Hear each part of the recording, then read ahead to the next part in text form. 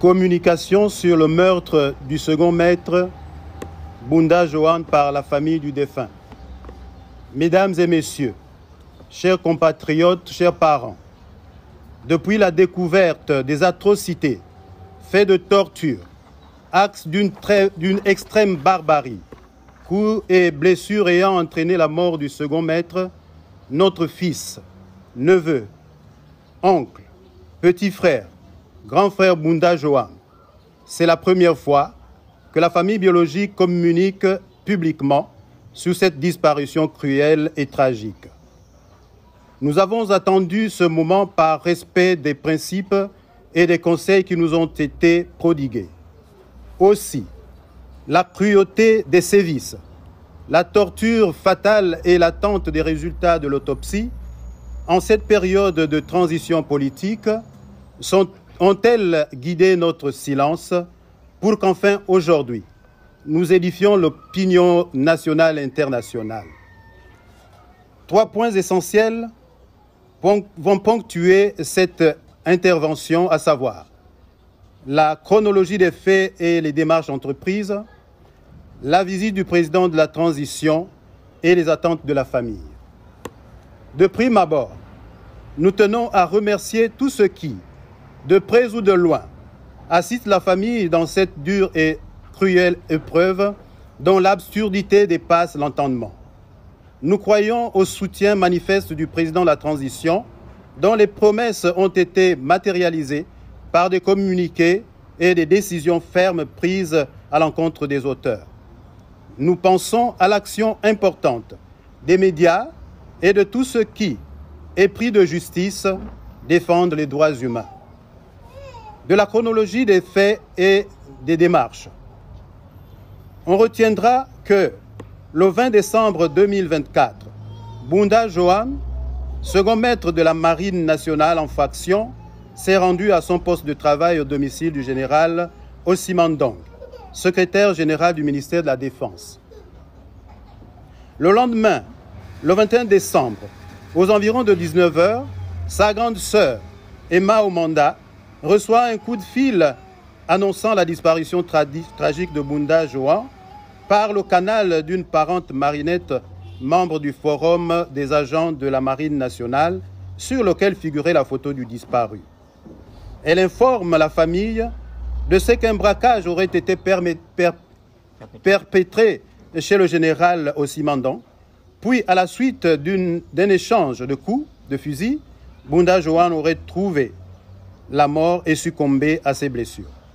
Cependant, quelques instants après, on apprend que c'est à cause d'un vol de bijoux de la femme du général qu'il a été conduit avec 10 de ses collègues de garde à la direction générale de la contre-gérance et de la sécurité militaire B2, où il a trouvé la mort.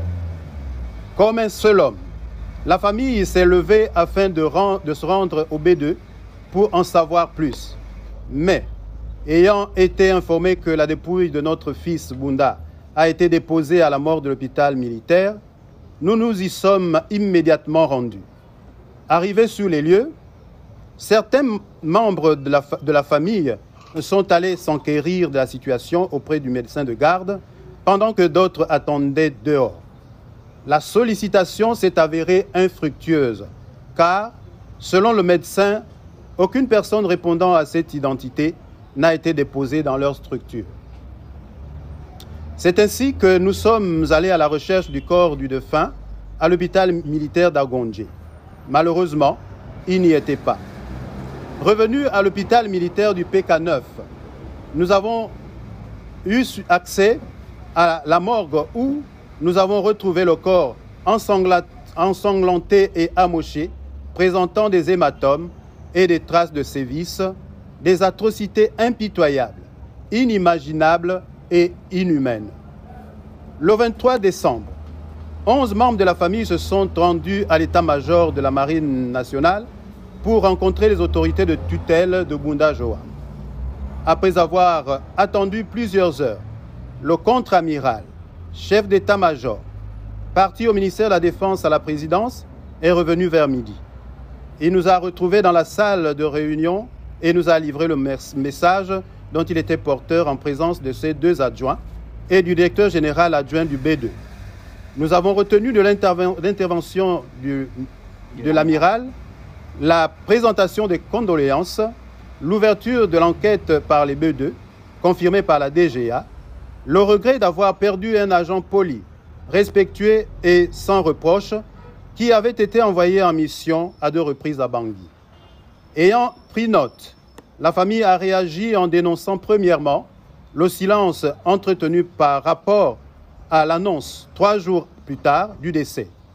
Deuxièmement, elle a martelé que les auteurs de cet acte barbare, avilissant et déshumanisant, ne méritent pas l'impunité et doivent répondre de leur forfaiture, le meurtre du militaire Bunda.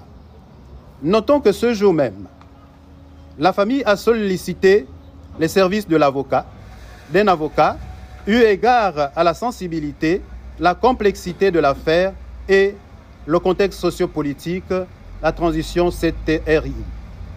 Elle s'est rendue au cabinet de l'avocat Maître Pi Makanga Misamou. Après lui avoir présenté les faits, ce dernier a accepté d'accompagner la famille endeuillée. Ayant fait mention des images de torture lors du récit des faits, il a conseillé de les faire authentifier par un huissier à la famille. Elle s'est exécutée.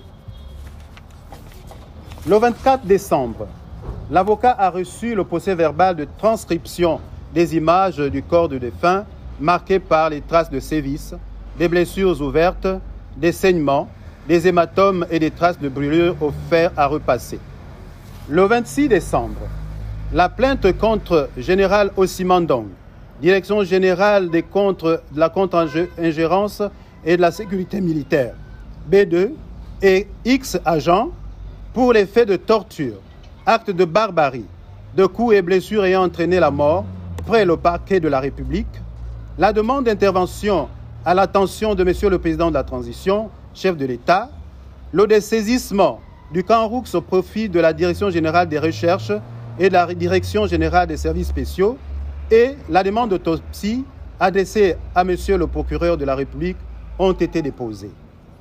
Le 6 janvier 2025, la famille a appris par des sources non officielles que les accusés dans l'affaire du meurtre de notre cher Bunda Joan ont été présentés devant le procureur de la République au palais de justice. Cette information, qui nous est parvenue de manière informelle et sans que l'avocat de la famille ne soit préalablement informé, nous a profondément étonnés et attristés. La présentation des accusés étant faite sans que nous, en tant que partie plaignante, ayons été avertis, démontre une fois de plus le manque de transparence qui entoure cette affaire, alors que nous avons droit à l'information et au respect des procédures. Le 7 janvier, l'enquêteur, le lieutenant de la Direction générale de recherche DGR, a interpellé l'oncle du défunt, M. Guy Maranga, après avoir d'ailleurs représentant de la famille, pour une déposition à leur bureau. Accompagné de sa nièce Emma Omanda, il a été entendu sur procès verbal. Ce fut une nouvelle étape dans le processus difficile, mais nécessaire pour obtenir la justice. Durant cette audition, le lieutenant a expliqué pourquoi les présumés coupables avaient été présentés devant le procureur de la République. En effet, selon la réglementation en vigueur, il n'est pas autorisé de maintenir des présumés coupables en garde à vue au-delà de 48 heures sans les présenter au procureur. Étant donné que le délai avait été dépassé, il était nécessaire de le faire. À la suite, le lieutenant a expliqué que les frais de l'autopsie de la dépouille de Bunda Joan sont à la charge de la famille, que l'autopsie, document crucial, doit être jointe au dossier judiciaire. Le même jour, les frais liés à cette autopsie ont été pris en charge par la famille, remis aux collaboratrices de notre avocat, Maître Pi Makanga Misamou, qui a veillé à ce que toutes les démarches administratives soient faites dans les règles. D'ailleurs, nous sommes restés déterminés à ce que cette autopsie soit menée avec la rigueur scientifique et dans le respect des normes légales, afin de ne laisser aucune zone d'ombre sur les causes exactes du décès de notre fils Bunda Joan. Le 9 janvier, le médecin légiste a effectivement procédé à l'autopsie de la dépouille du défunt en présence de 3 agents de la DGR et de 4 membres de la famille. Sans vouloir anticiper sur le procès-verbal de l'autopsie du médecin, les observations internes de la dépouille révèlent que le second maître Bunda Joan a été battu sans la moindre considération de la dignité humaine. Nous avons vu des grumeaux de sang sous la peau au niveau des membres, dans le dos, aux fesses et les parties touchées par les coups qui lui ont été assénés et brutalisés. Ces grumeaux de sang sont la preuve réfutable qui justifie la cruauté, la brutalité et l'impact des coups des tortionnaires ayant entraîné la mort de notre fils Bunda Joan. De la visite du président de la transition, le 25 décembre, jour de fête, l'oncle du défunt, M. Maganga Guy, déclare avoir reçu autour de 13 heures un appel de son cadet l'informant de la visite du directeur général Joseph Makaga de la DGCISM B2. Étant le seul homme présent à la maison mortuaire où se tiennent les veillées, il lui a demandé d'attendre 2 heures pour appeler quelques membres de la famille. Les plus prompts et légers sont arrivés avant le directeur général Makaga. Au cours de la demi-heure d'échange, il convient de retenir que le général Makaga a reconnu avoir reçu l'appel du général Ossimandong le vendredi 20 décembre en ordonnant que tous les militaires qui étaient de garde à son domicile soient auditionnés dans les locaux du B2. Ainsi, le général Makaga a envoyé un bus qui les a amenés du domicile du général Ossimandong au B2. Ce n'est que le samedi 21 décembre qu'on l'informe que l'un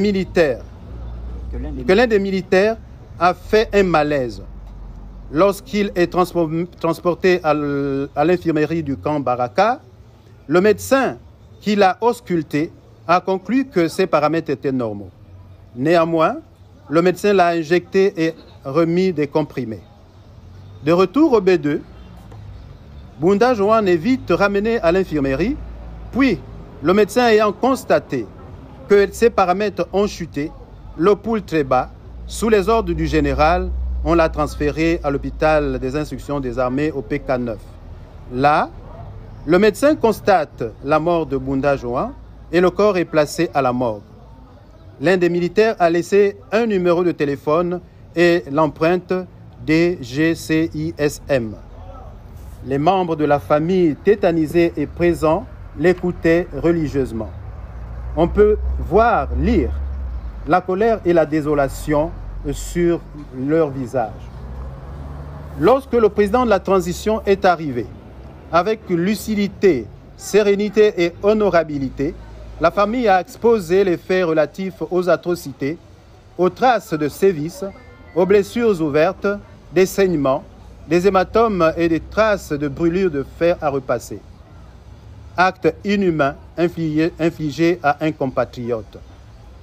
Elle a demandé à la plus haute autorité du pays que justice soit faite et que les auteurs répondent de leurs actes devant les juridictions compétentes, tout en se réservant le droit d'entreprendre des actions extrajuridiques traditionnelles afin que ce genre de pratiques inhumaines soit fermement dénoncé et proscrite.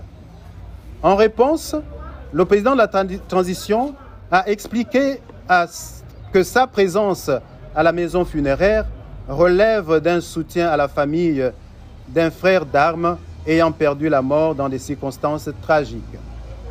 Il a regretté l'absence d'esprit de corps et condamné les actes de violence sur un collègue. Le président de la transition a souligné avoir vu les images déshonorantes et déploré leur publication sur les réseaux sociaux. Il a suggéré à la famille de porter plainte contre les auteurs et de ne pas organiser des démarches inégales. Affligé, il a promis que la lumière sera faite, que les auteurs vont répondre de leurs actes, quel que soit leur grade, afin que pareille absurdité ne soit plus commise. Après 1 heure environ d'échange, le président de la transition est reparti au vu et au su de tous ceux qui étaient présents, sans avoir remis une enveloppe à la famille, si cela peut rassurer l'opinion nationale et internationale. Des attentes de la famille. Les combats de la famille du défunt Bunda Joan s'orientent vers les attentes et exigences suivantes. 1. La justice, rien que la justice exemplaire, pour que plus jamais cela ne se fasse dans notre pays. 2. La comparution de tous les militaires impliqués dans le meurtre de Bunda Joan. 3. La condamnation des meurtriers de Bunda Joan, telle que prévue par la loi. Et enfin 4.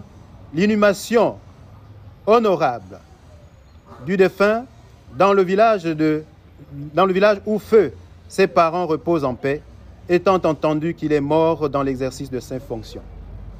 Nous vous remercions infiniment.